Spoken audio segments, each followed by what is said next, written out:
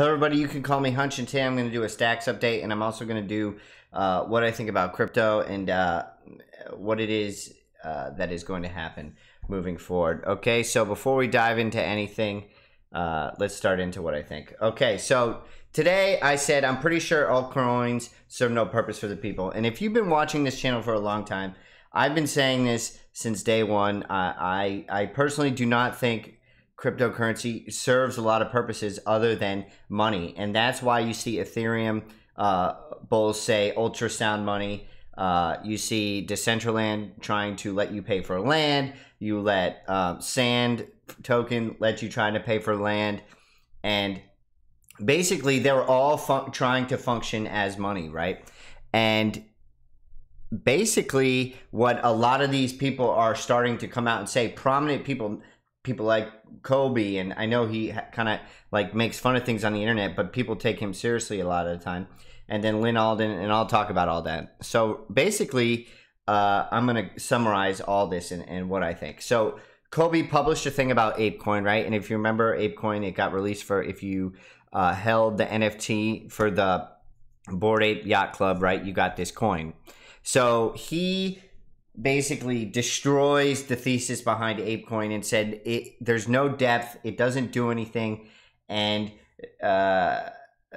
his thoughts on it. So if you look at these memes, they're pretty self-explanatory. So developers of the coin, right, token sell pressure, and then staking, right? So basically he's saying these staking mechanisms, and if you go on and read further down, and governance mechanisms really have no purpose. They only do what they're intended to do, which is to not to incentivize you not to sell your coins. So these people who hold a large share of the coins before they sell and before they become unlocked can sell to the market, right?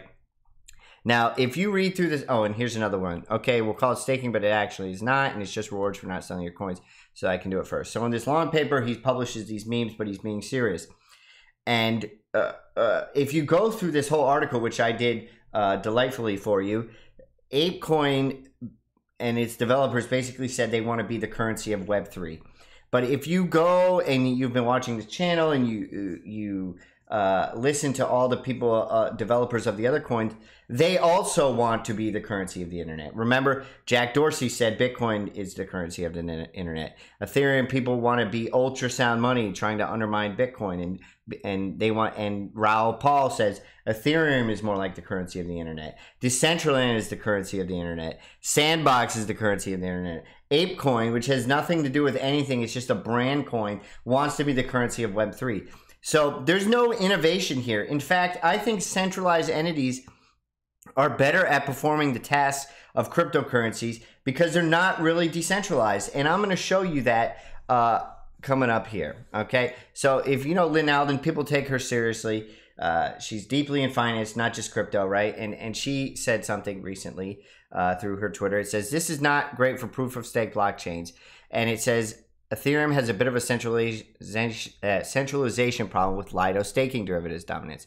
Okay, so what is that? I'll show you another account from Lightning and Liquid developer, right?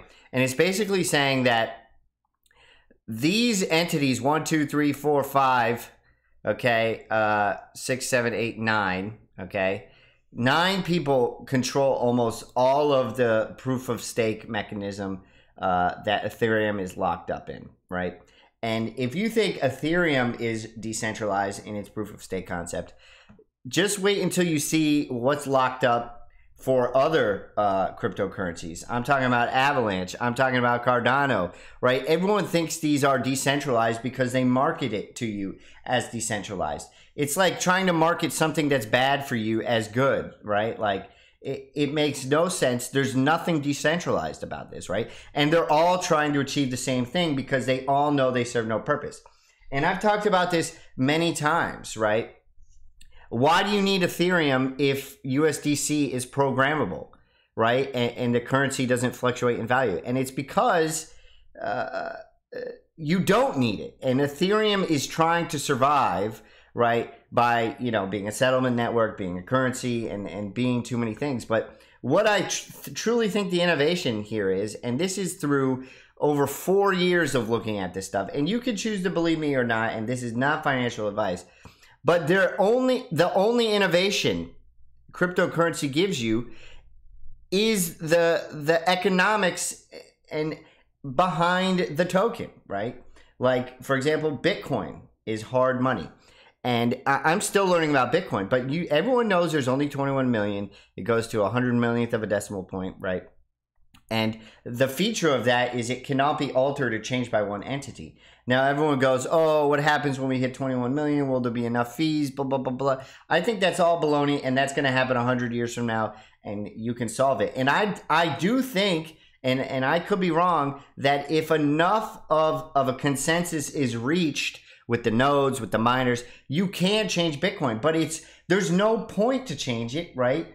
Because we don't see things like runaway inflation. We don't see the problems in parts of the world with like logistical problems, right? And all these things. So there's no point, right? And you don't have one entity saying that it needs to change, like in Ethereum, right? With Vitalik, right? He is basically the mind behind Ethereum and changing it. And this is proving, right? And now you can look up your sources and double check everything.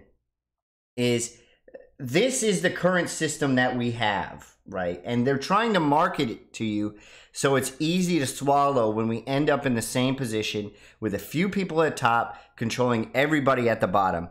And I know, I took a little break from crypto because I was getting a lot of heat in the comments sometimes, and it was really bothering me, right? Because everyone's defending their coins, and even myself, I defend Bitcoin, right? And some part of me is animalistic and wants to make money.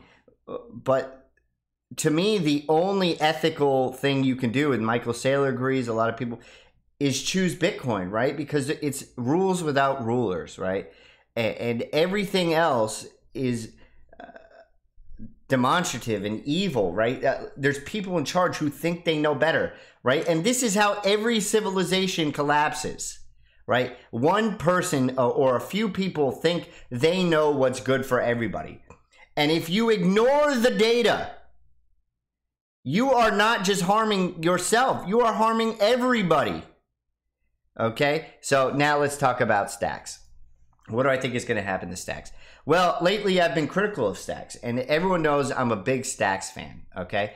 And why am I critical, right? And it's because I don't have an app. It's not easy for me to use, right? I can't do the things that Ethereum does easily, right? And I've explained many times why that is. And because the base layer, it gets too complicated. There's points of failure. Jack Dorsey agrees with me. If you don't agree with me, go do more research. But I basically said to this guy involved with stacks, I said, make Bitcoin deployable directly on the stacks DeFi protocols, not stacks. Meaning, I don't want to touch stacks. I don't want to touch it. I want nothing to do with it. I want to put my Bitcoin in a protocol. I want to swap it with something, and I don't ever want to convert to stacks. I want to go from Bitcoin to what I need, whether that's USDCT, USDC, XUSD, okay? I just want stacks to be a gas fee. Just like I think if there's other protocols that exist, they will be gas fees for Bitcoin, right? And those will be the successful ones, right? Avalanche will, I think, be a gas fee, right? And Terra Luna and however else you use it will be a gas fee for Bitcoin, right? And I said, I don't want to touch stacks, honestly, okay? And then this guy says, I feel like we're getting close. And then this guy says, and then, so they're all just going back and forth, right? I'm doing all the deep diving for you. I said, that's what I'm saying. I don't want to have to touch stacks, flawless. So the point is, I don't care about stacks. I care about Bitcoin, right? I think stacks is useful because the main chain shouldn't and doesn't have smart contracts, right? Because it's exploitable. So what do I want to do? I want to interact with stacks and not even know that I'm interacting with stacks. I just want Bitcoin to be my money. I want it to serve as my money, and I want it to interact with the world just like I use US dollars, and I want it to interact with the world. Okay, so what do I think? I think the chart looks like it sucks, okay? And I'm sorry because I thought stacks was going to do better. But people don't understand crypto yet. I truthfully thought that people were smarter and cared more about the chaos going on in the world and wanted to find a real solution. But it seems like everybody just has greed. They don't care. They want NFTs. They want to blah, blah, blah, blah. They don't want to be patient, right? And, you know, I'm being negative, right? I do think Ethereum is basically a test net for Bitcoin, and all those things will be popular on Bitcoin, right? So what do I think is going to happen with stacks? I think a buying opportunity of a lifetime. This is where I would be buying everything, around 80 cents. I would be dumping massive amounts of currency into this around that point. It's possible that this line of support holds. I don't know if it will. I don't even know it's bullish anymore or bearish. I think people, and I've been saying this for 6 months to a year, people don't understand crypto. They don't understand decentralization. There's a clear gap of the level of greed that we have and how to move forward without everybody trying to suck off the success of Bitcoin, right? They're all trying to do it. Look at XRP, man, saying Bitcoin maximalism is holding back the market. No, it's not. If you provided real value and were decentralized, then there's no reason you shouldn't go up. I mean, look at Luna. It's gone up massively. Okay, you just hold a crap ton of XRP and you want to dump it on everyone else, just like ApeCoin, just like Sandbox, just like Decentraland. It's all garbage, man. And if you think about money, and you can go look this up on everywhere, right? Money it's a winner take all, right? There will only be one money to unite us, I think, right? And I think it's going to be Bitcoin. Some Ethereum think it's going to be Ethereum, right? I think those blockchains will do something. I don't think they will be money, right? Because you have to trust money. And if we don't, we're in for a world of hurt, right? We're in big trouble, right? And I think eventually, in the long run, we'll win. Bitcoin will win out because people discover when they're being manipulated, right? Like in the Roman Empire, they figured out that their silver was being diluted, and now people think the whole game is rigged. All over the world, in different places, they've burned down central banks. I mean, this is just a fact. Anyway, you could call me Hunch. Stacks looks like crap. I'm not going to lie to you. I love it. I think it's a very good idea, and it pays you in Bitcoin, but it needs to work better. Okay, I don't even have a Hero wallet on my phone app. Okay, and I'm being critical of it. Work better, Stacks. You can call me Hunch.